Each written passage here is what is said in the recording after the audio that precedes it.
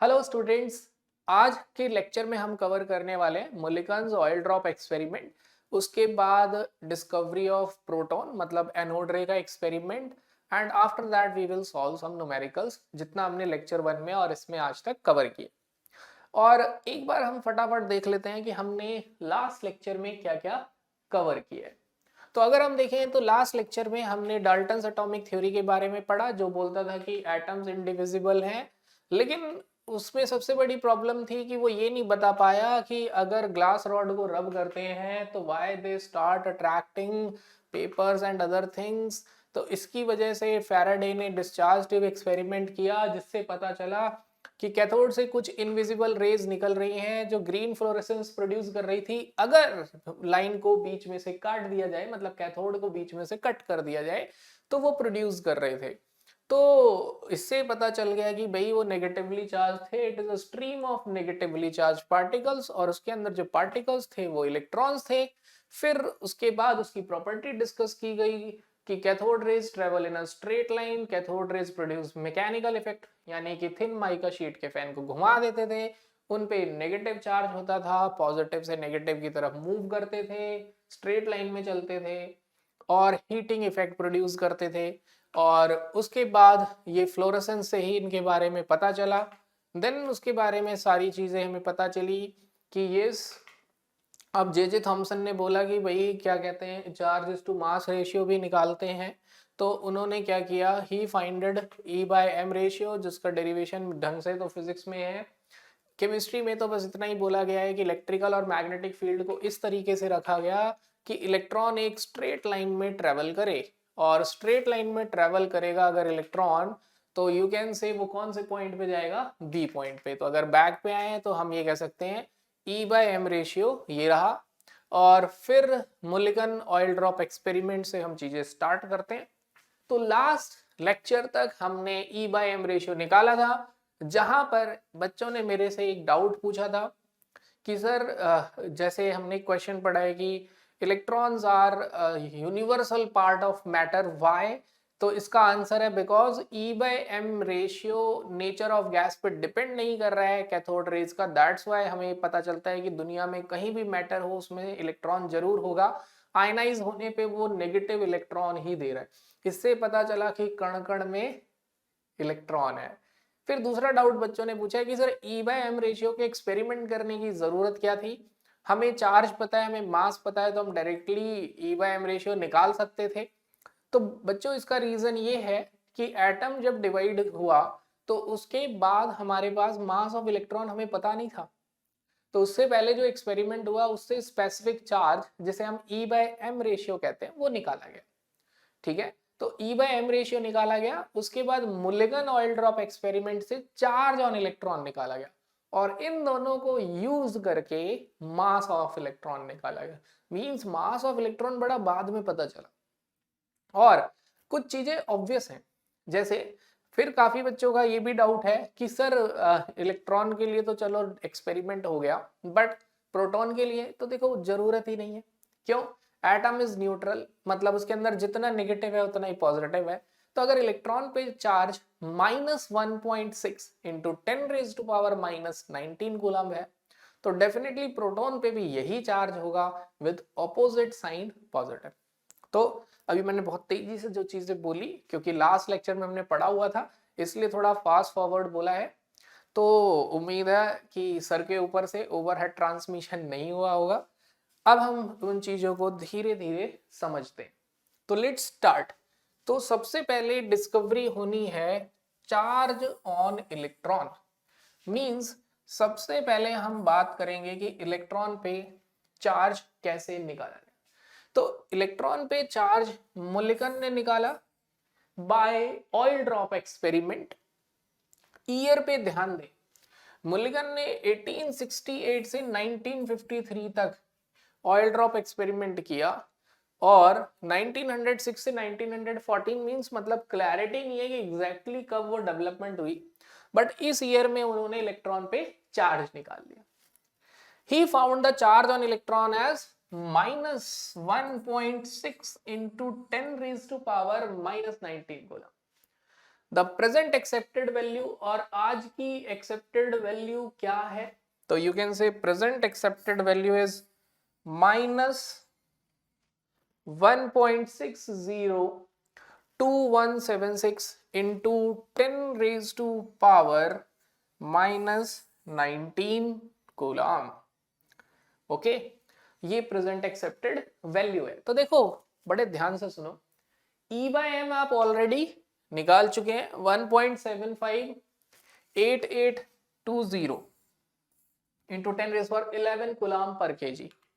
ई आपने यहां निकाल लिया, तो क्या मास ऑफ इलेक्ट्रॉन निकाल सकते हो? बिल्कुल। तो डिस्क यहां पे हम बोलेंगे mass of electron is determined by combining these results with Thomson's value of E by M ratio. तो mass E divided by E by m, तो 1.602176, इतना एग्जैक्ट वैल्यू याद रखने की जरूरत नहीं है।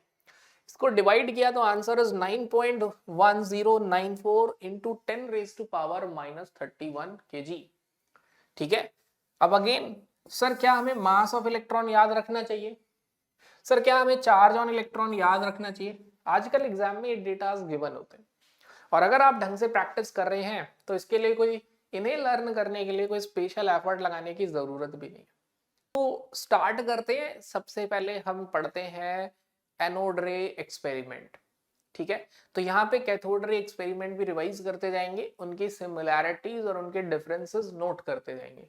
ठीक है, जैसे similarity between anode ray and cathode ray experiment is कि एनोड रे में भी एक डिस्चार्ज ट्यूब था लाइक कैथोड रे एक्सपेरिमेंट। दूसरी similarity, anode ray also have a vacuum pump to remove all air. ठीक है, वैक्यूम पंप था कि सारी एयर रिमूव हो सके।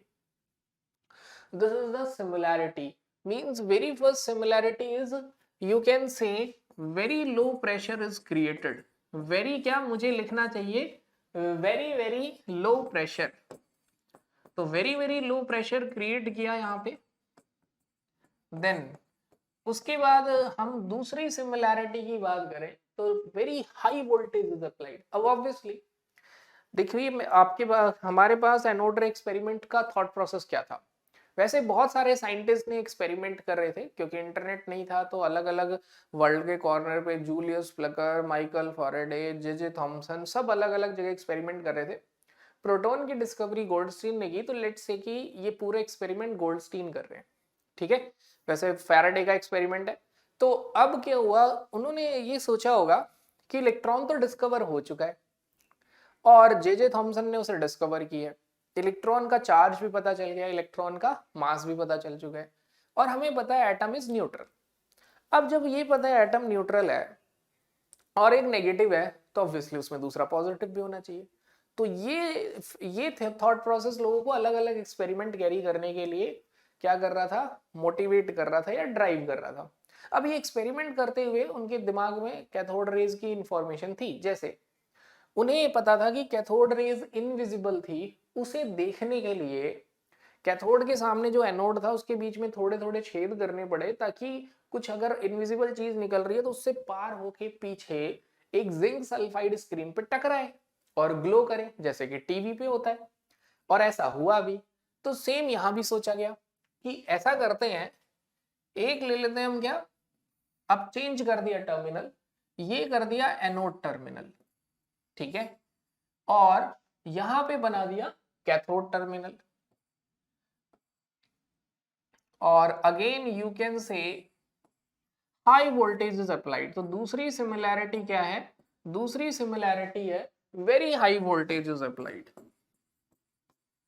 जैसे हमने क्या किया था कैथोड रे एक्सपेरिमेंट में किया था, ऐसे ही एनोड रे एक्सपेरिमेंट में वेरी हाई वोल्टेज अप्लाई किया। ठीक है, तो अभी हम ये कौन सा एक्सपेरिमेंट कर रहे हैं? We are discussing anode ray experiment. अब एनोड रे एक्सपेरिमेंट इसलिए नाम लिख रहा हूं ताकि आपको कैथोड रे और एनोड रे में डिफरेंस हो। ऑब्वियसली ये एक मॉडिफाइड नेम है, क्योंकि एक्चुअली में तो डिस्चार्ज ट्यूब एक्सपेरिमेंट है। ठीक है, तो दूसरा नाम भी यहीं लिख देते हैं, discharge tube experiment for anode रे। आप ऐसे भी कह सकते हैं कि ये क्या है? ठीक है, व्हाट इज दिस? तो यू कैन से this is discharge tube experiment for anode रे। इस वाले पार्ट को हम थोड़ा डिटेल में इसलिए पढ़ रहे हैं क्योंकि एटॉमिक स्ट्रक्चर में यही वाला पार्ट बच्चों को थोड़ा सा कंफ्यूज करता है, यही पार्ट थोड़ा कंफ्यूज करता है और यहीं पे बच्चे थोड़ा सा सोचते हैं कि मतलब कि ये डाउट होते हैं हल्के हल्के, और ऑब्वियसली हम उन्हें क्लियर नहीं करते क्योंकि एग्जाम में बहुत पूछा नहीं जा रहा है। मतलब अपने कंपटीशन एग्जाम में तो वही चीज इंपॉर्टेंट होती है जो एग्जाम में आ जाए। अब बाई चांस इसमें से अगर इस साल आ जाता है तो लोग इसे बहुत बुरी तरह पढ़ने लगेंगे, तो मैं तो कहता हूँ एनसीईआरटी की एक लाइन बुरी तरह पढ़ो।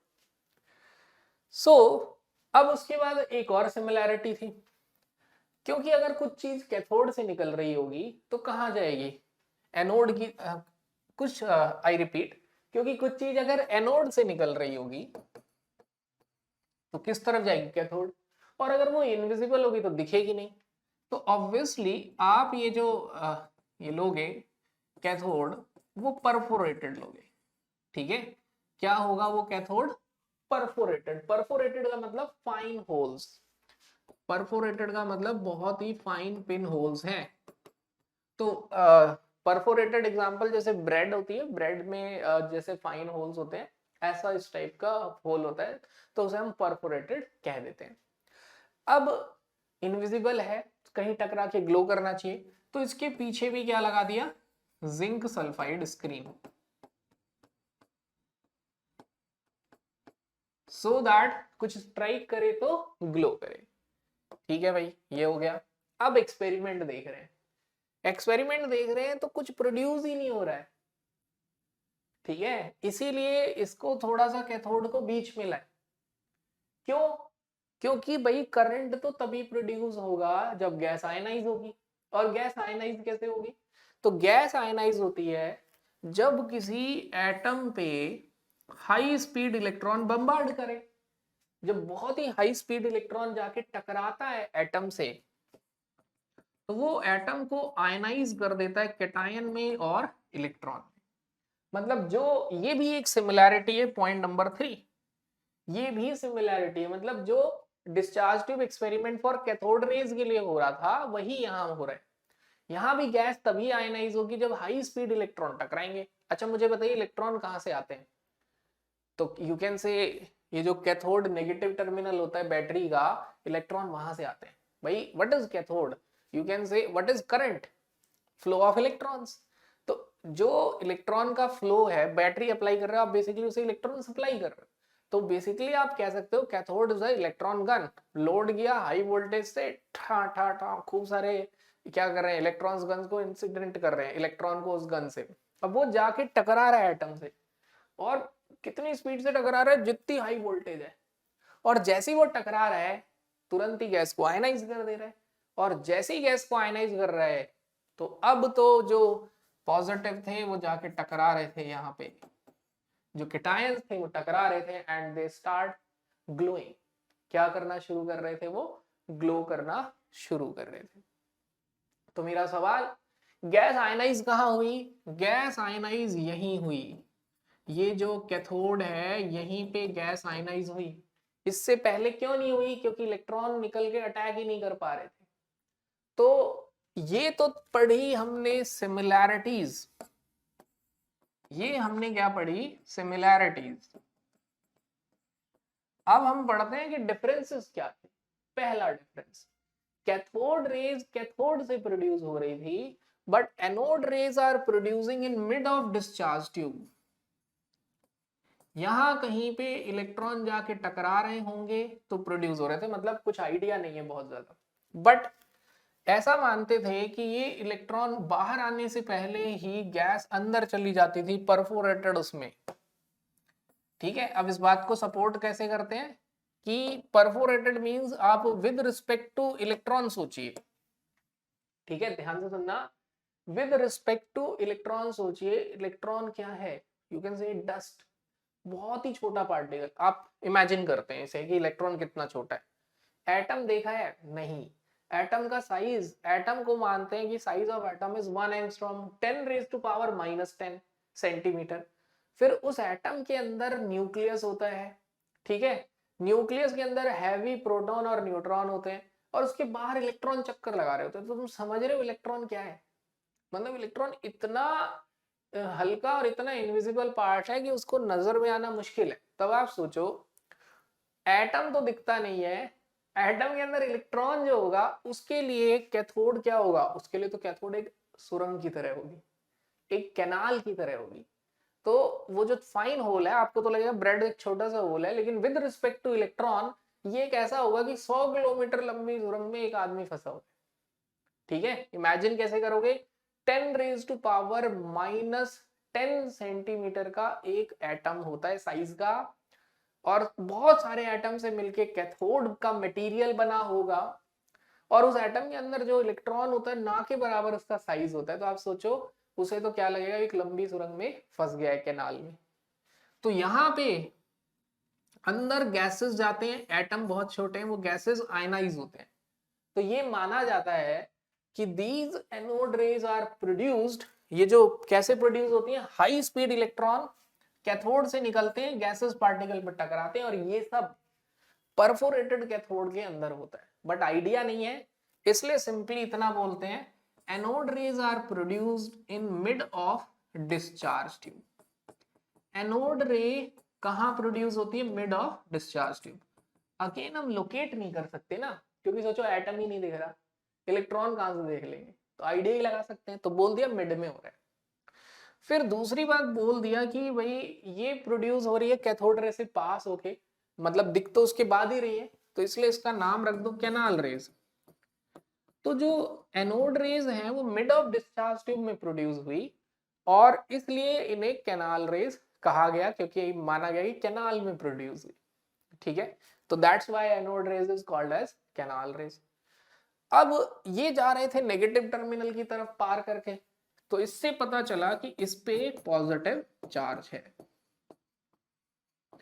And the biggest difference between anode रे और cathode ray discharge tube experiment is, ध्यान से सुनना, जो बिगेस्ट डिफरेंस है वो ये है कि माना जाता है कि cathode ray is stream of electrons या नेगेटिवली चार्ज पार्टिकल, और नेगेटिव इलेक्ट्रॉन ही है। बट एनोड रे को माना जाता है it is a stream of cation. Sir हमारा दिमाग तो अभी तक प्रोटॉन पे चल रहा था, आप केटायन पे आ गए। आते हैं, प्रोटॉन पे भी आते हैं, समझाता हूं आपको कि कैसे हुआ। तो ये है डिफरेंसेस और ये है सिमिलैरिटी। बट ये चीज सही है कि कोई चीज नेगेटिव टर्मिनल की तरफ भागती चली जा रही थी, वो केटायन थे, और तो stream of positively charge particles थे, दैट इज एनोड रेज। अब सारी सिमिलैरिटीज पढ़ते हैं।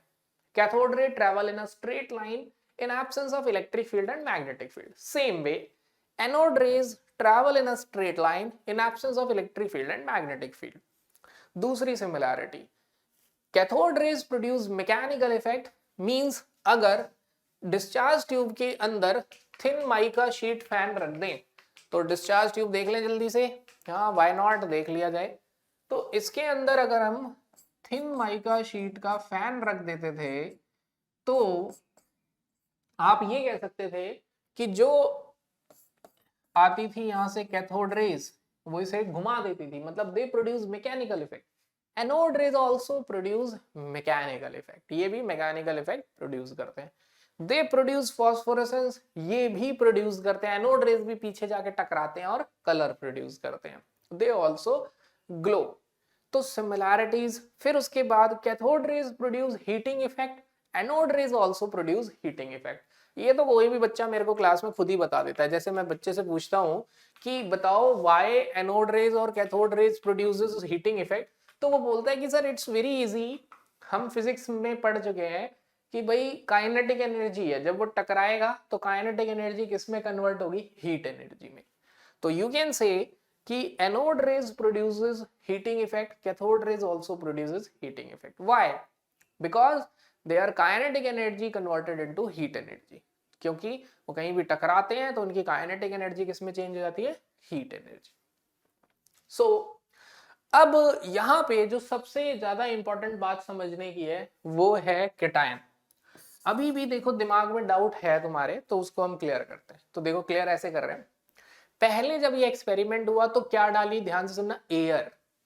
फिर जब एक्सपेरिमेंट हुआ तो क्या गैस ले रहे थे, हाइड्रोजन, हीलियम, ऑक्सीजन, फिर पर्टिकुलर गैस लेके एक्सपेरिमेंट कर रहे थे। क्यों कर रहे थे, तो देखते हैं क्यों कर रहे थे। तो पहले देख लें कि एनसीईआरटी क्या कह रही है। तो देखो, तो थोड़ी देर के लिए हम हट जाते हैं स्क्रीन से और एनसीईआरटी क्या कहती है उसे देखते हैं, क्योंकि एट द एंड तो सबसे बड़ा एनसीईआरटी है, वही हमें ध्यान देना है। तो एनसीईआरटी कहना है इलेक्ट्रिकल डिस्चार्ज, ठीक है, यू कैन से sorry, electrical discharge carried out in modified cathode ray tube led to the discovery of canal rays carrying positive charge particle। मैं कुछ अंडरलाइन नहीं करूंगा, क्यों, क्योंकि जो अंडरलाइन करने वाली चीज है वो येलो कलर में, carrying positive charge particle, the characteristic of these positively charged particles are listed below। Unlike cathode rays, mass of positively charged particle depend on nature of gas। Cathode ray में cathode ray tube में कौन सी gas present है, उस पे mass of positively charge, जैसे वो क्या कहना चाह रहा है इस लाइन से कि कैथोड रे में तो डिपेंड नहीं करता था नेचर ऑफ गैस पे कुछ, लेकिन यहां पे चीजें डिपेंड कर रही हैं नेचर ऑफ गैस पे। तो the nature of gas present in cathode ray tube, these are simply positively charge gaseous ions. Positive charge gaseous ions means cations. Second point, charge to mass ratio of particles depend on gas from which these originate। तो आप ये भी कह सकते हैं कि ये किस पे डिपेंड करता है, nature of E/m ratio depend करेगा नेचर ऑफ गैस पे। आई नो अभी ये लाइन इतनी क्लियर नहीं हो रही है। Third, some positive charge carry multiple of fundamental unit of electrical charge. कुछ कैटायंस पे फंडामेंटल चार्ज का मल्टीपल था। इस लाइन को समझा देता हूं मैं, ठीक है। तो यहाँ पे मैं आपको दो बातें क्लियर करता हूँ। फर्स्ट, पहली चीज तो मैं आपको ये क्लियर करता हूँ कि यहाँ पे E/m रेशियो कैटायन का या एनोड का गैस पे क्यों डिपेंड कर रहा है, पहले तो हम इस बात को समझते हैं। तो इस बात को अंडरस्टैंड करने के लिए मैं ये बोलूंगा, ऑक्सीजन आयनाइज हुआ, उसने दिया O2 पॉजिटिव एंड इलेक्ट्रॉन। बताइए कैटायन का मास सेम है या डिफरेंट है with respect to helium. Helium अगर आयनाइज होगा तो हीलियम प्लस इलेक्ट्रॉन, तो आप देखो इलेक्ट्रॉन का चार्ज और मास तो कोई भी गैस में सेम है, बट जो कैटायन है, ध्यान से देखना, बट ये जो कैटायन है, इस कैटायन का मास एवरी टाइम वेरी करेगा, क्योंकि every time mass of cation very करेगा तो E/m ratio, nature of gas, gas change होगी तो रेशियो भी चेंज होगा। बोलो आई बात समझ। E तो चलो सेम हो गया, प्लस प्लस प्लस, लेकिन mass is changing every time, तो E/m रेशियो विल चेंज। लेकिन कोई भी गैस आयनाइज होती थी तो इलेक्ट्रॉन ही देती थी, तो that's why E/m ratio for electron is always same. तो वो नेचर ऑफ गैस पे डिपेंड नहीं कर रहा। बोलो आ रही है बात समझ, ठीक है। ऑक्सीजन ने आयनाइज होकर इलेक्ट्रॉन दिया, इलेक्ट्रॉन चाहे ऑक्सीजन दे, दोबारा समझा रहा हूं, इलेक्ट्रॉन चाहे हीलियम दे या इलेक्ट्रॉन चाहे हाइड्रोजन दे, ये कोई भी इलेक्ट्रॉन दे, सभी के इलेक्ट्रॉन पे चार्ज सेम है 1.6 इंटू 10⁻⁻19, मास सेम है 9.1 इंटू 10⁻31, तो E/m ratio is always same. But अगर कैटायन है तो every time mass vary, charge तो लेट से एवरी टाइम +1 है, बट मास वेरी कर रहा है, इसलिए गैस बदलती है तो E/m रेशियो एनोड रे का बदल जाता है। आ गई बात समझ। दूसरी बात, sum of the positive charge carry multiple of fundamental unit of electric charge. इसका ये मतलब है कि लेट से अगर एक चार्ज की वैल्यू है, ध्यान से देखना, लेट से एक चार्ज की वैल्यू है 1.6 इंटू 10⁻⁻19 कूलम, तो उसका ये कहना है, ध्यान से सुनना, कि इसका ये मतलब है कि कई जगह उसे चार्ज क्या मिला, 3.2 इंटू 10⁻⁻19 कूलम। कुछ कैटायंस पे उसको चार्ज क्या मिला, 8 into 10⁻⁻19 coulomb. What are these, अगर आप देखो 3.2 इंटू 10⁻⁻19, 8 इंटू 10⁻⁻19, ये क्या है, 1.6 इंटू 10⁻⁻19 के मल्टीपल्स। ये ट्वाइस है, ये 5 टाइम्स है, तो उसका ये कहने का मतलब है कि दे आर इंटीग्रल मल्टीपल्स। बाकी ये मैं और क्लियर करूंगा, मैंने अभी यहाँ पे कोशिश की है समझाने की, मुल्लिकन्स ऑयल ड्रॉप एक्सपेरिमेंट में और क्लियर हो जाएगा आपको। बट ये समझो कि मल्टीपल्स, क्योंकि भाई आप पूरे एक प्रोटॉन को तो अलग नहीं कर सकते, पॉसिबल ही नहीं है सर क्यों नहीं है यार, एटम इतना छोटा होता है, उसके बाद एटम के इलेक्ट्रॉन हटा दो तो न्यूक्लियस बचेगा। हाइड्रोजन सबसे छोटा एटम होता है, उसका इलेक्ट्रॉन हटा देंगे तो जो न्यूक्लियस होता है हाइड्रोजन का वो प्रोटॉन होता है, क्योंकि उसमें न्यूट्रॉन तो होता नहीं है। सोचो कितना छोटा है। तो उसको मेजर करने के लिए आज से 100 साल पहले कितने प्रिसाइज डिवाइस की जरूरत रही होगी। तो उतना टेक्नोलॉजी नहीं होने की वजह से हमें वैल्यूज थोड़ी सी रैंडम मिलती थी, लेकिन देखा गया तो वो मल्टीपल्स में मिली कि भाई 1.6 था तो 8 मिल गया, 12.8 मिल गया, मल्टीपल्स में मिल गया। ठीक है, पॉइंट नंबर 4 पे आते हैं। The behaviour of these particle in magnetic और electric field is opposite. Obvious है, जो एनोड रे का बिहेवियर था वो कैथोड रे से उल्टा था, क्योंकि anode rays are positive charge. तो कैथोड रे अगर डेविएट होती थी बीइंग नेगेटिव पॉजिटिव की तरफ, तो एनोड रे बीइंग पॉजिटिव नेगेटिव की तरफ जाएंगी, अपोजिट बिहेवियर हो गया। यही आपका पॉइंट नंबर 4 क्या है। Next, smallest and lightest positive ion was obtained from hydrogen. सबसे छोटा केटायन एनोड रे के अंदर जो मिला वो हाइड्रोजन से मिला, एंड दिस इज प्रोटॉन। तो आई गेस एनसीईआरटी की, ये एनसीईआरटी की लाइन है। मैं चाहता हूं कि जब आप मेरा लेक्चर देखो तो सामने एनसीईआरटी पढ़ी हो और एक रफ कॉपी और एक पेन पढ़ा हो, ये नहीं कि बस ऐसे देखे जा रहे हैं। तो स्मॉलेस्ट और लाइटेस्ट पॉजिटिव आयन हाइड्रोजन से मिला और वो प्रोटॉन है। तो आई गेस अब आपको समझ आया कि एनोड रे में कैसे प्रोटॉन की डिस्कवरी हुई। तो यहाँ पर मैं आपको कहूंगा कि आप इलेक्ट्रॉन और प्रोटॉन के बारे में सारी इंफॉर्मेशन को याद रखें, ठीक है। और मैं आपको ये भी बोलूंगा कि आपके पास एक ही तरीका है, बेस्ट वे, लेक्चर देखने के बाद सीधे क्वेश्चंस करो। सर सीधे क्वेश्चन करें? यस, आप डायरेक्ट क्वेश्चन करिए, और क्वेश्चन करने के बाद मैं आपको सजेस्ट करूंगा कि आप जो डाउट है या तो उसे अपने लेक्चर से क्लियर करिए या फिर आप उसे कमेंट करिए।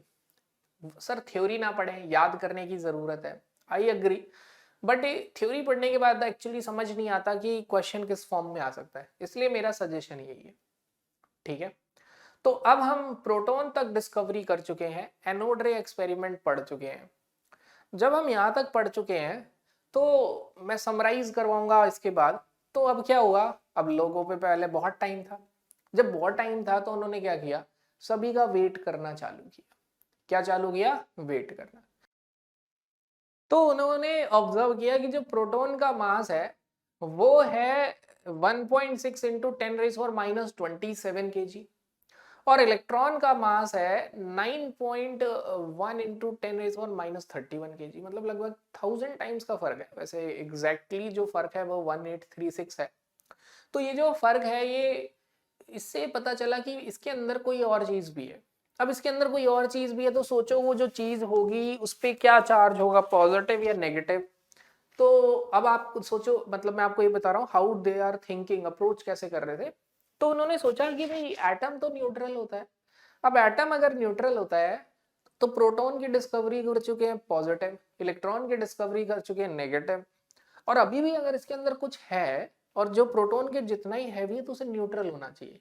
क्या होना चाहिए? न्यूट्रल।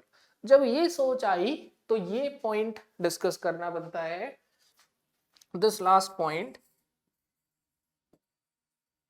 कि जब पॉजिटिवली चार्ज पार्टिकल हो गया तो 1919 के आसपास एक फील आने लगी, एक नीड हुई for the presence of electrically neutral particle as one of the constituent of atom, कि भाई एक न्यूट्रल पार्टिकल भी होना चाहिए, कैसे? As a constituent of atom.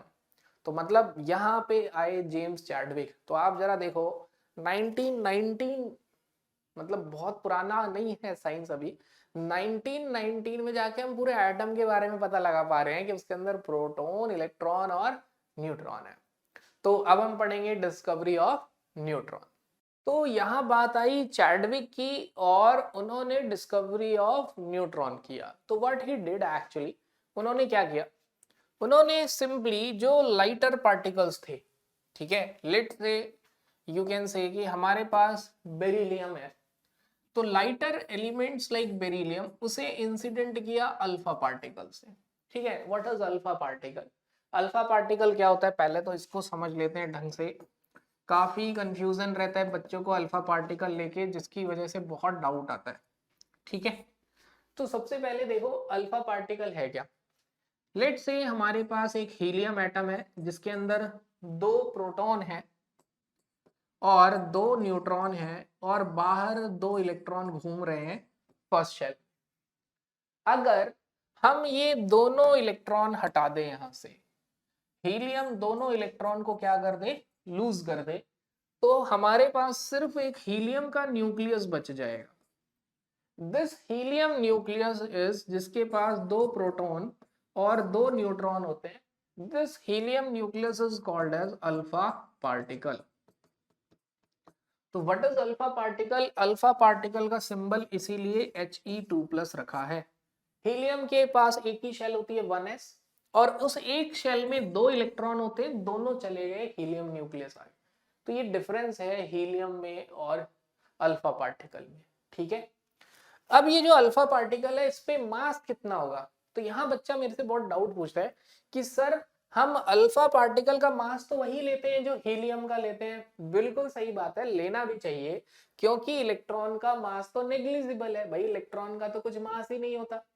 ठीक है, इलेक्ट्रॉन का मास कितना है?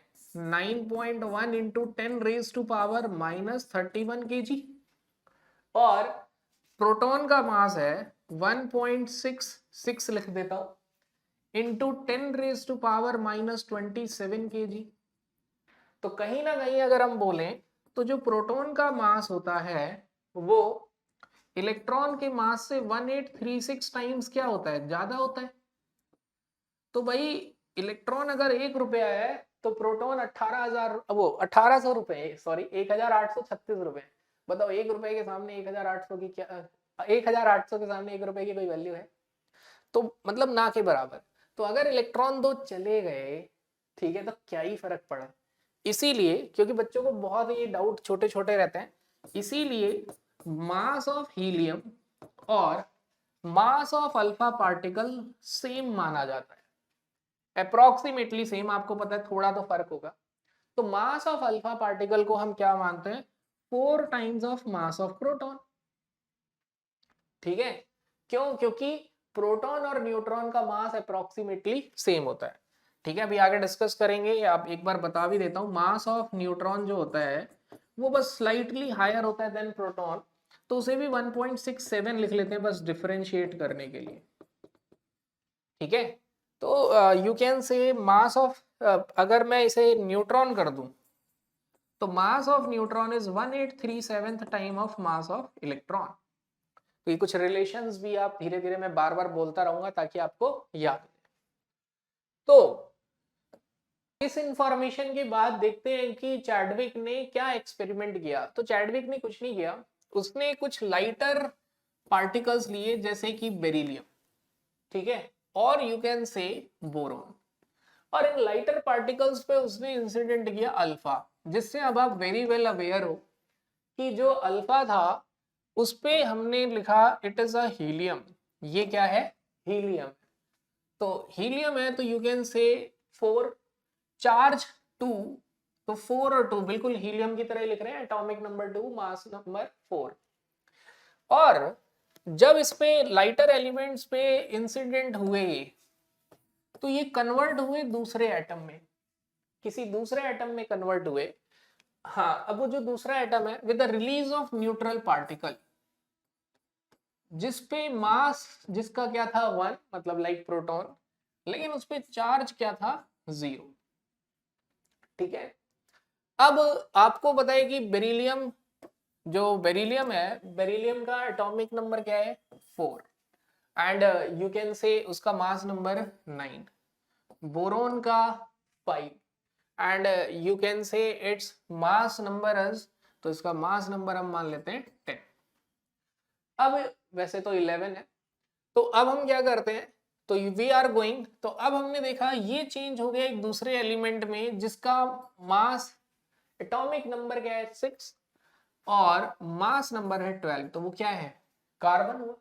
तो बेरिलियम पे जब अल्फा पार्टिकल इंसिडेंट कर रहा था तो वो चेंज हो गया कार्बन में with release of a neutral particle whose mass is approximately equal to the mass of proton। और बोरोन पे जब अल्फा पार्टिकल स्ट्राइक कर रहा था तो वो कन्वर्ट हो गया एक दूसरे एलिमेंट में which is nitrogen with release of neutral particle. एक न्यूट्रल पार्टिकल क्या हुआ उसमें रिलीज हो गया। सो यहां पे चैडविक ने डिस्कवर किया न्यूट्रॉन। उसने बोला ये जो न्यूट्रल पार्टिकल है, this neutral particle whose mass is approximately equal to the mass of proton is neutron।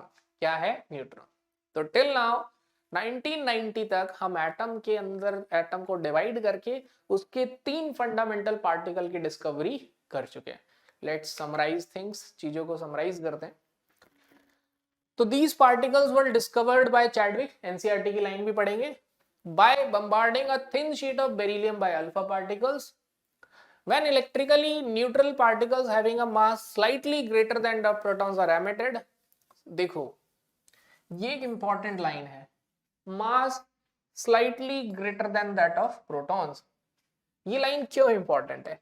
ये लाइन इसलिए इंपॉर्टेंट है बिकॉज एक ऑब्जेक्टिव क्वेश्चन बनता है यहाँ पे, आप लोगों ने देखा भी होगा अगर आप ड्रॉपर होंगे और अगर आप 11th में है तो देख लो। हैवीएस्ट सब एटॉमिक पार्टिकल, हैवीएस्ट पार्टिकल कौन होता है? ऑप्शंस होंगे प्रोटॉन, इलेक्ट्रॉन, फिर तीसरा ऑप्शन होगा न्यूट्रॉन, चौथा ऑप्शन होगा नन। तो आप बताइए विच इज हैवीएस्ट। तो हैवीएस्ट एटम में हैवीएस्ट पार्टिकल कौन है? न्यूट्रॉन।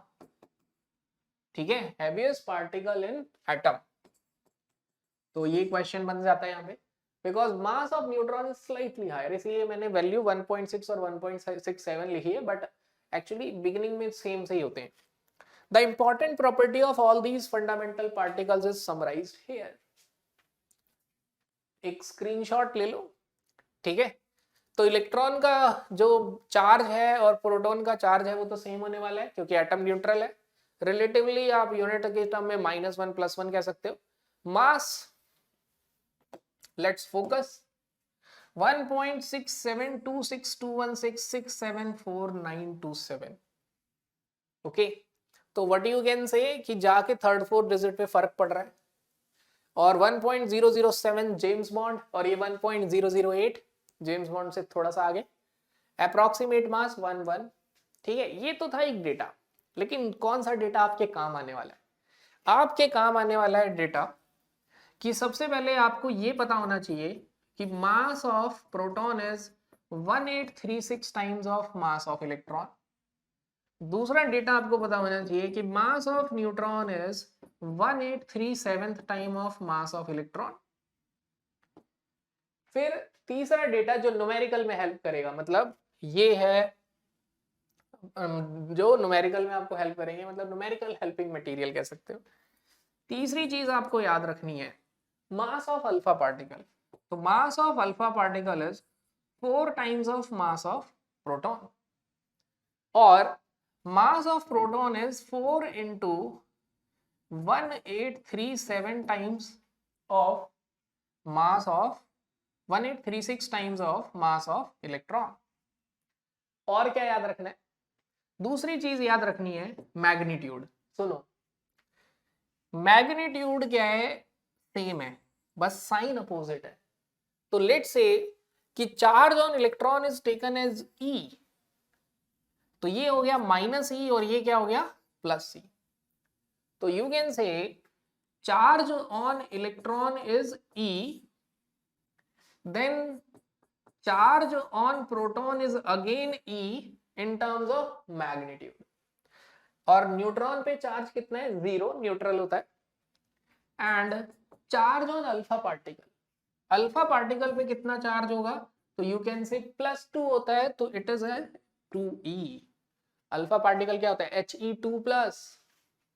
तो +1 को हमने E माना है, मतलब मैग्नीट्यूड ओनली, तो वो हो गया 2E। ये बात समझ में आनी चाहिए। कि हमने अल्फा पे 2e चार्ज क्यों माना है, ठीक है, क्योंकि E हमने चार्ज ऑन इलेक्ट्रॉन माना है, प्रोटॉन पे भी वही होगा E, और अल्फा में +2 2 प्रोटॉन जितना चार्ज होता है, क्योंकि अल्फा हीलियम होता है, हीलियम के न्यूक्लियस में 2 प्रोटॉन होते हैं, उसका एटॉमिक नंबर 2 होता है, तो दिस इज 2e। तो मैं चाहता हूं कि आगे चलने से पहले एक बहुत ज्यादा कॉमन क्वेश्चन है, उसे डिस्कस कर लेते हैं। तो एक क्वेश्चन आता है हमारे पास, अरेंज, आपको अरेंज करना है alpha, beta, proton, electron, neutron, ठीक है। तो अब हम alpha, beta, proton, electron, neutron को, बीटा हटा देता हूं, why I am removing beta,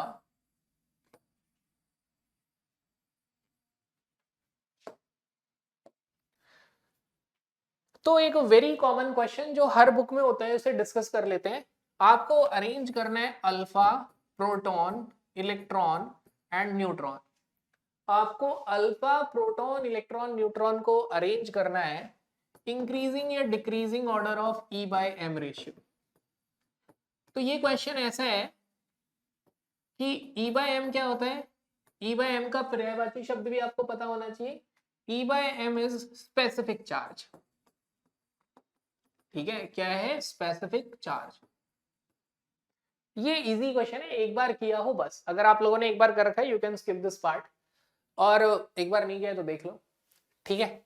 तो दिस क्वेश्चन इज इजी, बस आपको लिखना आना चाहिए। कैसे, मैं सबसे पहले लिखता हूं E मतलब चार्ज, तो what is the charge on alpha particle, अभी डिस्कस किया है 2e।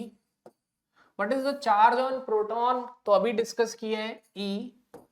चार्ज ऑन इलेक्ट्रॉन अभी डिस्कस किया है E। चार्ज ऑन न्यूट्रॉन पता है 0, इट इज न्यूट्रल, मतलब कि न्यूट्रॉन का तो E by M ratio last होगा, तो ऑप्शन में न्यूट्रॉन देखो, अगर एक ही ऑप्शन है जिसमें न्यूट्रॉन लास्ट में, टिक करो, आगे चलो।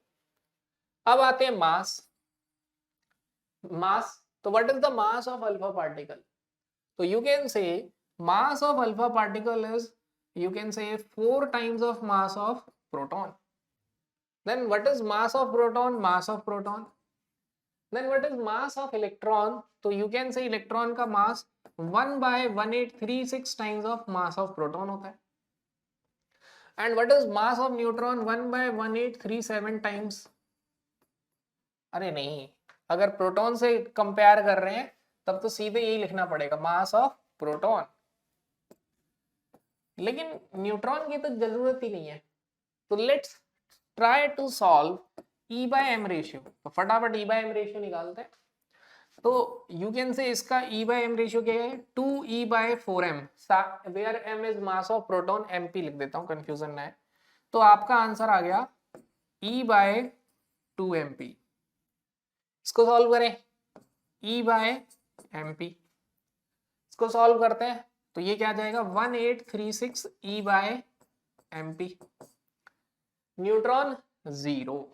तो मुझे बताइए E बाय M रेशियो सबसे ज्यादा किसका है, तो सबसे ज्यादा E बाय M रेशियो किसका है, इलेक्ट्रॉन का, 1836 E बाय M। उसके बाद किसका है, इलेक्ट्रॉन के बाद प्रोटॉन का, प्रोटॉन के बाद किसका है, अल्फा, उसके बाद किसका है, न्यूट्रॉन। तो दिस इज द ऑर्डर। ये क्वेश्चन दिखने में जितना सिंपल रखता है, एग्जाम में उतना ज्यादा कंफ्यूज करता है। मैं बोलूंगा आफ्टर द क्लास इसे 4-5 टाइम्स, इतनी जरूरत नहीं है, एक बार खुद से करके देख लेना। क्योंकि देखो बच्चों, अब वो क्या है कि पढ़ाई इज वेरी बोरिंग। वाई पढ़ाई इज वेरी बोरिंग, क्योंकि मैंने आपको बोला है कि जो चीज हमें इंटरेस्टिंग लगती है वो ब्रेन में एक हार्मोन रिलीज होता है डोपामाइन, उसकी वजह से लगती है। हम ऑलरेडी इंस्टा वगैरह वीडियोस देख देख के अपने ब्रेन में इतने सारे डोपामाइन रिलीज कर लेते हैं कि पढ़ाई से डोपामाइन रिलीज ही नहीं होता है, ठीक है। तो सर अब पढ़ाई को इंटरेस्टिंग बनाने के लिए क्या करें, तो देखो पढ़ाई को इंटरेस्टिंग बनाने के लिए सबसे पहले तो आपको यही करना है कि वीडियोस नहीं देखने। देखिए मैं आपको बताता हूँ, जैसे जब आप छोटे थे तो कार्टून इंटरेस्टिंग था, लेकिन अब कार्टून बोरिंग हो गया। क्यों, हो सकता है आप में से अभी भी किसी के लिए इंटरेस्टिंग हो, या कोई भी चीज बोरिंग हो गई जो पहले इंटरेस्टिंग थी, रीजन अब दूसरी चीज से ब्रेन में डोपामाइन रिलीज हो रहा है, उससे रिलीज नहीं हो रहा। तो पढ़ाई को इंटरेस्टिंग बनाने का तरीका है कि उससे ज्यादा जो चीजें स्ट्राइक कर रही हैं ब्रेन पे, डोपामाइन रिलीज कर रही है, उनसे दूर रहा जाए। मतलब आपको क्या करना चाहिए, व्रत लेना चाहिए कि आज मैं ऐसा कार्य करूंगा जिससे मेरे ब्रेन में डोपामाइन रिलीज नहीं होगा। तो वो कार्य क्या है? वो कार्य है कि आप सोशल मीडिया से दूर रहें।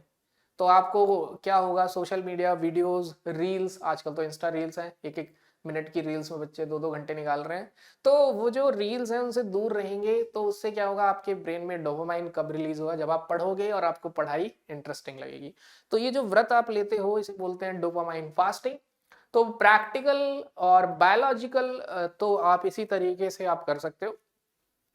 लेकिन अगर आप ये सोचो कि नहीं मैं तो अपने विल पावर से छोड़ दूंगा मोबाइल या पढ़ लूंगा, तो वो थोड़ा सा मुश्किल है। क्यों? क्योंकि करोड़ों रुपए खर्च कर रहे हैं ये लोग किस पे, कि आप लोगों को इन्वॉल्व कर सकें। तो कैसे हो सकता है? ये तो तभी हो सकता है या तो आप मोबाइल का दान कर दें किसी को। तो इसीलिए आप मोबाइल से दूर रहें, ठीक है। और try to live a balance life also. Balance का मतलब कि मैंने बोला दूर रहो, तो ऐसा नहीं कि मतलब आप बिल्कुल महीनों मोबाइल नहीं देख रहे हो, मतलब आधे घंटे 1 घंटे देख लो, हैव अ बैलेंस थिंग। और मतलब बैलेंस रखने का ये भी मतलब नहीं है कि मोबाइल को 10-10 घंटे देख रहे हो, ठीक है। तो बस इतना कंट्रोल करो और थोड़े धीरे धीरे डिसिप्लिन प्रैक्टिस करो। 10 में से एक दिन भी सफल रहे, ठीक है, सफल तो हो, कुछ सक्सेस रेट तो है, because slow progress is better than no progress. अब आगे चलते हैं। आगे अगर हम चलें तो मुलिकन्स ऑयल ड्रॉप मेथड। तो मुलिकन ऑयल ड्रॉप एक्सपेरिमेंट पढ़ते हैं। मुलिकन ने एक एक्सपेरिमेंट किया और वो आपके सामने है, बड़े ध्यान से सुनना मेरी एक एक बात को। ये एटोमाइजर है, एटोमाइजर से एक स्प्रे किए हैं ऑयल ड्रॉपलेट्स के, ठीक है। तो एटमाइजर से ऑयल ड्रॉपलेट्स का स्प्रे करना, फिर यहां देखो क्या हुआ है, यहां पे इलेक्ट्रिक फील्ड अप्लाई कर रखी है, नीचे चार्ज्ड मेटल प्लेट है, ये एक फाइन होल है जहां से ऑयल ड्रॉप गिर सके, ठीक है। अगर आप मेरी इन बातों को समझ रहे हैं तो अब आप एक्सपेरिमेंट को ध्यान से सुने। जो एटमाइजर है वो उसमें उसने ऑयल ड्रॉपलेट्स को स्प्रे किया और इसके अंदर गैस जो थी वो आयनाइज हुई। आयनाइज हुई तो अब जब भी गैस आयनाइज होती है एक केटायन और एक इलेक्ट्रॉन मिलता है, ये तो आप समझ चुके हो। हमने देखा कि हाइड्रोजन आयनाइज हुआ था तो उसने H++ इलेक्ट्रॉन दिया, ठीक है। हमने देखा जब हीलियम गैस आयनाइज हुई तो उसने हीलियम केटायन प्लस इलेक्ट्रॉन दिया। तो एवरी टाइम इलेक्ट्रॉन तो आयनाइज होने पे मिल ही रहा है। और उस ऑयल ड्रॉप के सरफेस पे इलेक्ट्रॉन एड्सॉर्ब हुए, कितने हुए, कुछ भी हो सकते हैं, 10, 20, 30, 40, 50, कितने भी हो सकते हैं।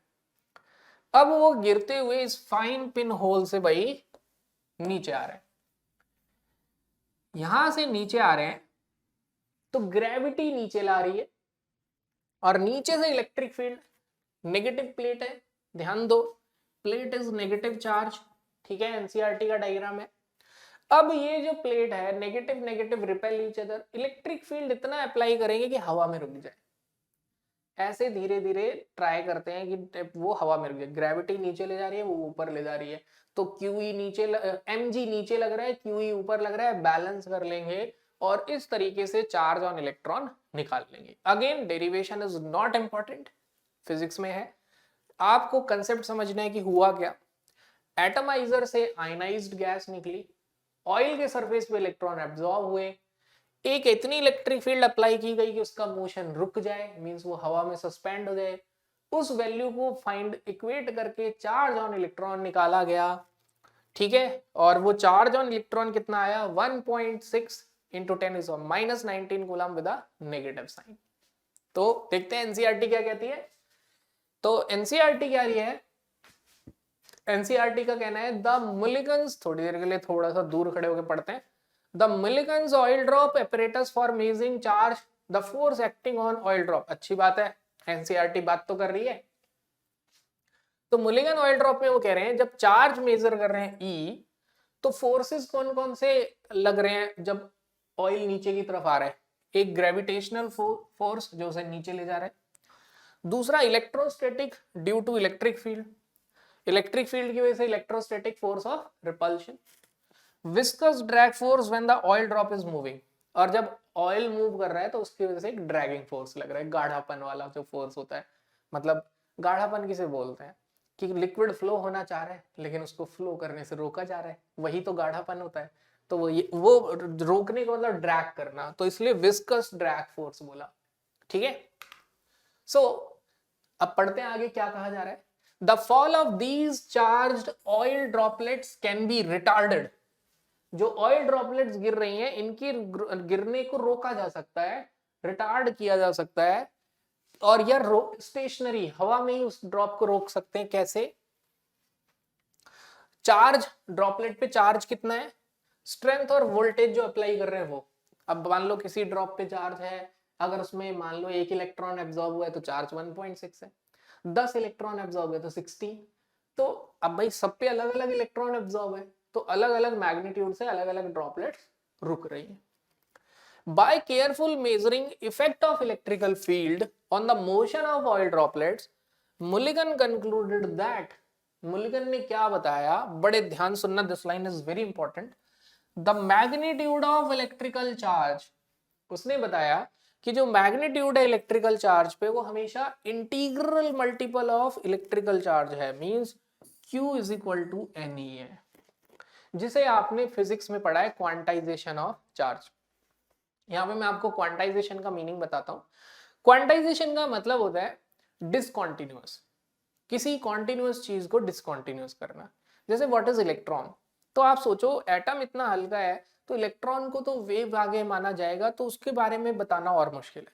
तो जब आप किसी कॉन्टिन्यूअस चीज को डिसकॉन्टिन्यूअस कर देते हो तो उसे क्वांटाइजेशन बोलते हैं। मतलब आपको दिख रहा है क्लाउड, क्लाउड को आप काटते चले गए, काटते चले गए, काटते चले गए, काटते चले गए, लास्ट में जो सबसे छोटा हिस्सा बचा डिसकॉन्टिन्यूअस होते होते, वो उसे आपने क्या बोला, क्वांटाइजेशन बोला, और उस छोटे हिस्से को बोल दिया x।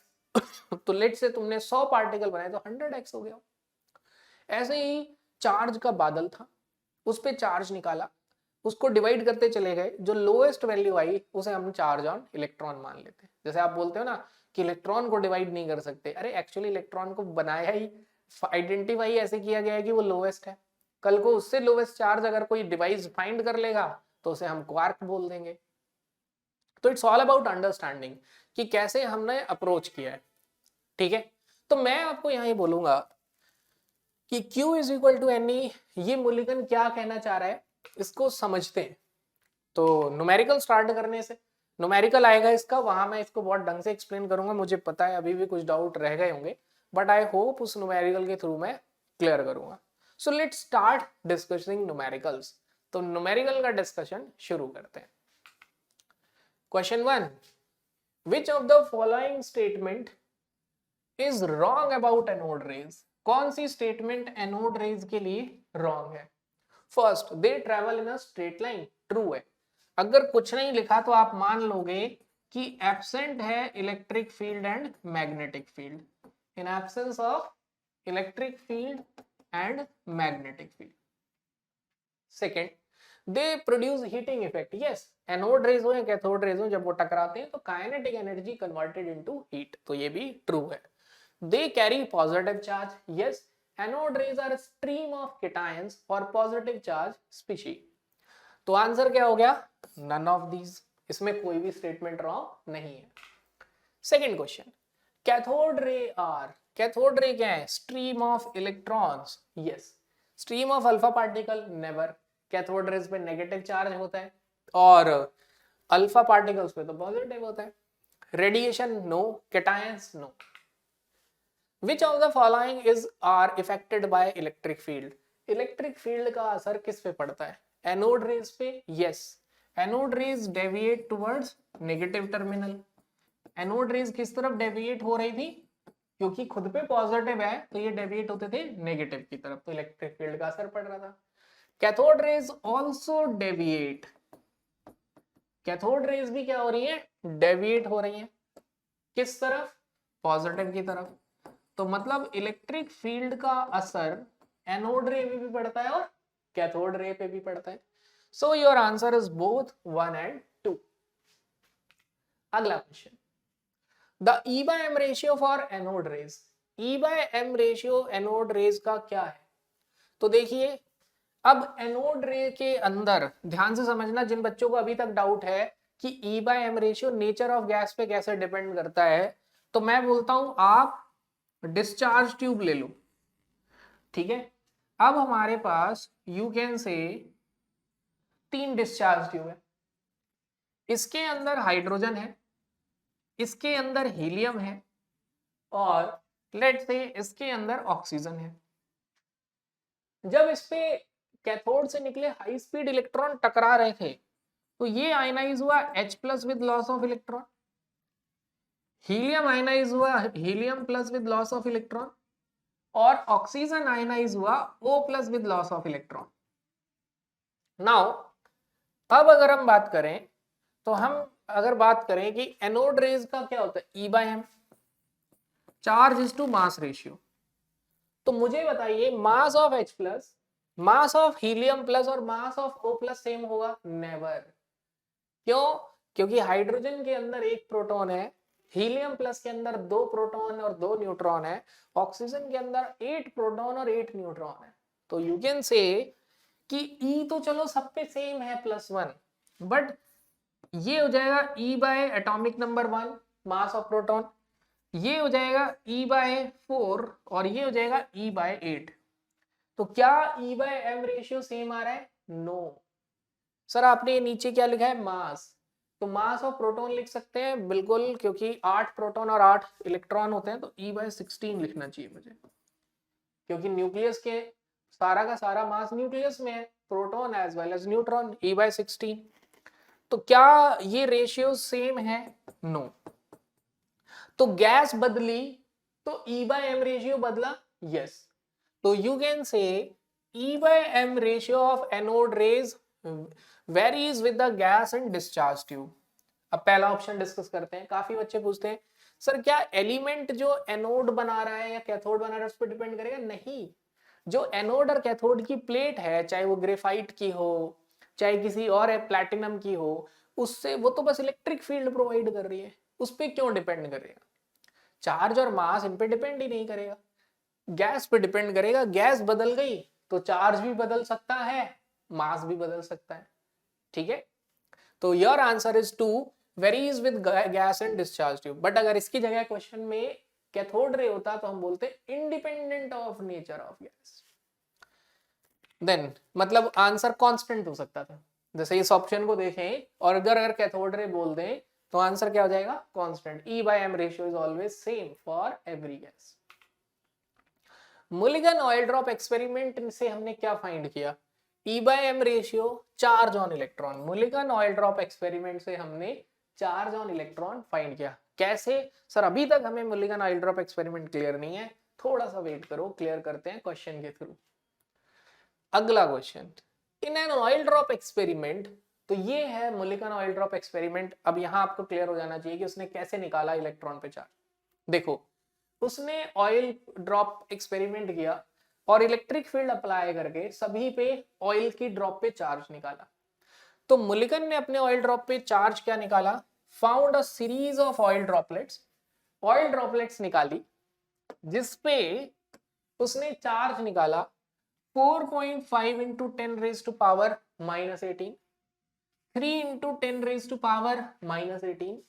तो मतलब जितनी ऑयल ड्रॉपलेट्स थी, क्योंकि जरूरी नहीं है कि हर तेल की बूंद पे same number of electron absorb हो सकता है किसी के सरफेस पे 1 इलेक्ट्रॉन जाके चिपक गया, किसी पे 5 चिपक गए, किसी पे 10 चिपक गए. फिर 9 into 10 raised to power -18. तो बताओ उसने कैसे सोचा कि इलेक्ट्रॉन पे चार्ज क्या है? बिल्कुल वैसे सोचा जैसे अब हम सोचने वाले हैं. देखो, हमने बोला कि भाई ये जितने भी चार्ज आए हैं, इनमें सबसे जो स्मॉलेस्ट वैल्यू है, जिनके ये मल्टीपल्स हो सकते हैं, वो इलेक्ट्रॉन पे चार्ज होगा. ठीक है, मतलब जैसे उसने बोला Q is equal to NE, means N is integer मतलब N 1 हो सकता है, 2 हो सकता है, 3 हो सकता है, 4, बट N 1.5 नहीं हो सकता, N 2.7 नहीं हो सकता. मतलब इलेक्ट्रॉन एब्जॉर्ब होगा तो एक, नहीं तो नहीं होगा। तो अब हम देखेंगे इसमें लोएस्ट नंबर क्या है। तो देखो ऑप्शन ही उठा लेते हैं। अगर मैं ऑप्शन उठा लेता हूं 3, तो 3 का मल्टीपल 2, 1, 6, 7.5, 4.5, 9 सारे हो रहे हैं, तो मुझे लग रहा है ये आंसर होना चाहिए। ठीक है, दूसरा ऑप्शन 9 उठाते हैं तो आंसर इसलिए नहीं होना चाहिए क्योंकि 3 उससे छोटा है, तो इसका मतलब इलेक्ट्रॉन पे ये चार्ज नहीं हो सकता। तीसरा ऑप्शन 1.5, अगर 1.5 उठा लेते हैं तो 3 से मल्टीप्लाई कर दें तो 4.5 आ जाएगा, 2 से मल्टीप्लाई कर दें तो 3 आ जाएगा, 4 से मल्टीप्लाई कर दें तो 6 आ जाएगा, 5 से मल्टीप्लाई कर दें तो 7.5 आ जाएगा, और 6 से मल्टीप्लाई कर दें तो 9 आ जाएगा। तो ये हो गया, क्योंकि किसी से भी मल्टीप्लाई कर दो, अगर 4.5, 3, 2, 4, 5, 6, तो ये आ रहा है। डी पे आते हैं 1.6, तो 1.6 तो किसी से नहीं आ रहा, तो हमने मान लिया कि जो चार्ज है इलेक्ट्रॉन पे वो 1.5 इंटू 10⁻⁻18 है। ठीक है, तो ये तो था क्वेश्चन, तो डेटा चेंज है। बट जब मुलिगन ने एक्सपेरिमेंट किया तो ये 16 के मल्टीपल में थे, मतलब 3.2, 6.4, 8, या यू कैन से 3.2 और 9.6। तो उसने देखा जो सबसे छोटी वैल्यू है उसी के ही मल्टीपल होंगे, तो n का वैल्यू फ्रैक्शन में नहीं जाना चाहिए, और इस तरीके से उसने फाइंड किया। यहां पर मैं बस आपको एक बात बोलूंगा, सिर्फ अभी क्वांटाइजेशन का मीनिंग समझो, मैं एक बीच में कभी ये बात एक्सप्लेन कर दूंगा कि एक्चुअली में इलेक्ट्रॉन को सोचना कैसे आप लोगों, क्योंकि जब एटॉमिक स्ट्रक्चर लास्ट तक जाएगा तो वहां तक थोड़ा सा क्या होगा, इलेक्ट्रॉन के बारे में पता होना चाहिए, क्योंकि क्लाउड मानेंगे, वेव नेचर मानेंगे।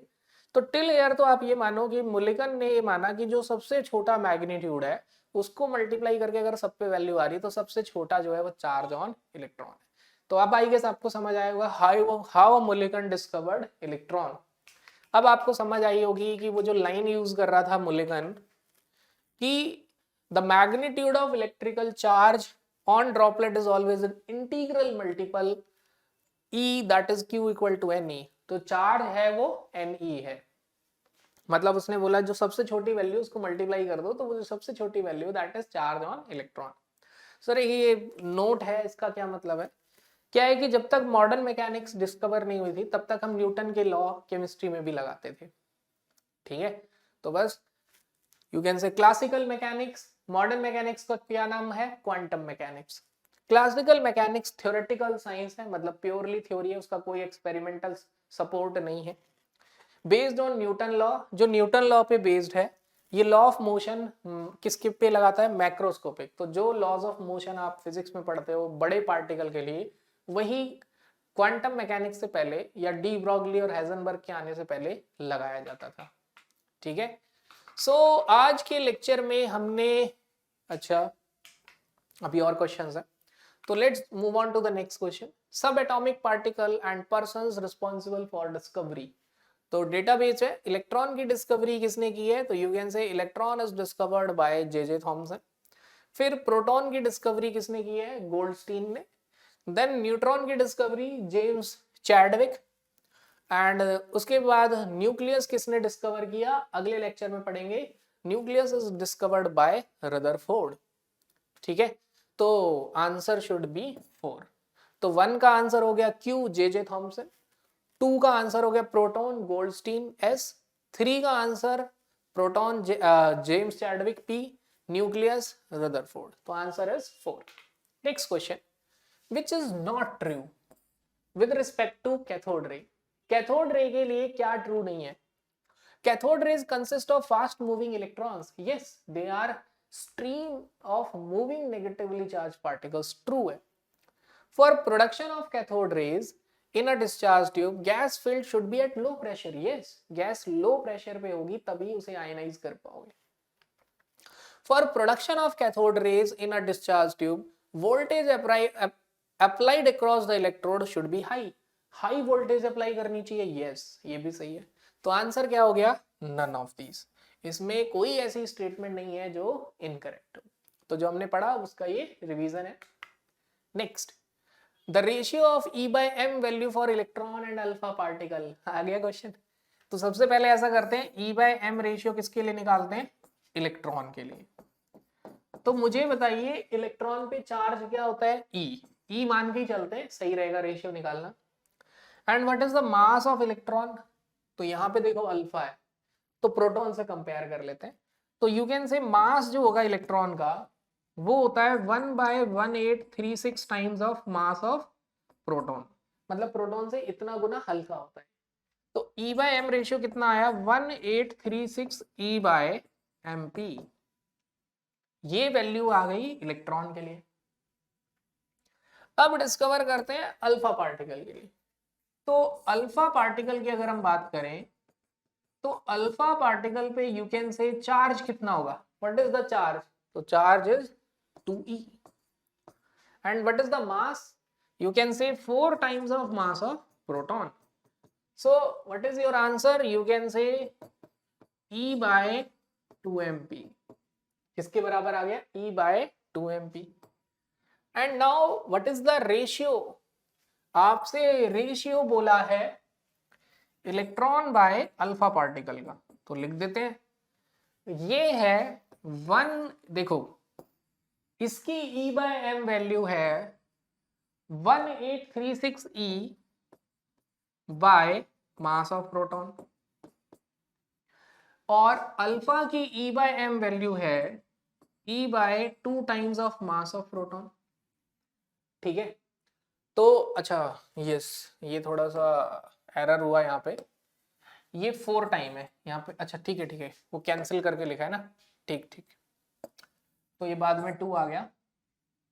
तो you can say E into में 2 टाइम्स, तो ये कैंसिल हो गया, ये भी कैंसिल हो गया, तो योर आंसर इज 3672। ये रेशियो है। कोई रेशियो दिख रहा है इसमें? नहीं। तो what is your answer? None of these. ठीक है, तो आपको ये छोटी छोटी चीजों को हमारा ब्रेन क्या करता है? इग्नोर करता है, सोचता नहीं है, ये सॉल्व करना है। ये क्वेश्चन में कॉन्फिडेंस कब आता है? जब आप खुद सॉल्व करते हो। देखने से ज्यादा आप खुद इसे सॉल्व करके देखो। अगर आपने अपने हाथों से सॉल्व नहीं किया है बच्चों, तो कंफ्यूजन आएगा। जितने भी बच्चों को चाहे फिजिक्स, केमिस्ट्री, मैथ्स, बायो, कहीं भी कंफ्यूजन आ रहा है, प्रॉब्लम है कि उन्होंने अपने हाथ से सॉल्व नहीं किया। तो आप पेन पेपर लो, खुद से सॉल्व करो कि यस आप एग्जैक्ट यही आंसर निकाल पा रहे हो। लिख के जरूर देखना है, प्रैक्टिस जरूर करनी है आपको। कंसेप्ट सीख तो लिया, लेकिन प्रैक्टिस भी तो करो। नेक्स्ट, एक ऑयल ड्रॉप है जिसपे चार्ज है 6.4 इंटू 10⁻⁴, ये जो वैल्यू है इसको करेक्ट कर देते हैं। This is 6.4 into 10⁻⁻⁻19 coulomb. The number of electron in this drop. तो बताइए इसमें कितने इलेक्ट्रॉन्स हैं? तो लगाते हैं Millikan oil drop experiment. Millikan ने क्या कहा बच्चों? मलिगन ने बोला Q is equal to NE। Total charge जो होता है नंबर ऑफ इलेक्ट्रॉन्स इनटू में चार्ज ऑन इलेक्ट्रॉन के बराबर होता है। तो टोटल चार्ज कितना है? 6.4 इंटू 10⁻⁻19। नंबर ऑफ इलेक्ट्रॉन्स निकालने हैं। Charge on electron 1.6 into 10⁻⁻19। So solve it. ये कर दिया कैंसिल, n की वैल्यू आ गई 4। इसका मतलब इसमें कितने इलेक्ट्रॉन्स हैं? 4। तो बच्चों देखो, मैंने जैसे आप लोगों के फीडबैक्स लिए, आप बोलते हो सर आप थोड़ा क्लास को बोरिंग बना देते हो, बीच में थोड़ा थोड़ा एंटरटेनमेंट करते रहा करो। तो देखो बच्चों, आप देख रहे हैं यूट्यूब पे वीडियो, एंटरटेनमेंट तो डिस्ट्रैक्शन हो जाएगा या उस पर ज़्यादा ध्यान चला जाएगा। मैं आपको बोलूँगा कि बीच में वीडियो रोको और बॉक्स ब्रीदिंग करो, मतलब इनहेल एक्सेल। और इनहेल और एक्सेल कितना स्लो करना है, इसको ऐसे अंदाजा लगा लो कि आपकी नॉस्ट्रल के सामने अगर आप कैंडल रख दो तो एक्सेल करते हो तो वो उसकी लॉ हिले भी नहीं, इतना स्लो करना है। And start doing it. Obviously very first नहीं कर पाओगे, बट अगर आप इसे लगातार करते रहे तो your concentration power will start increasing drastically. तो बस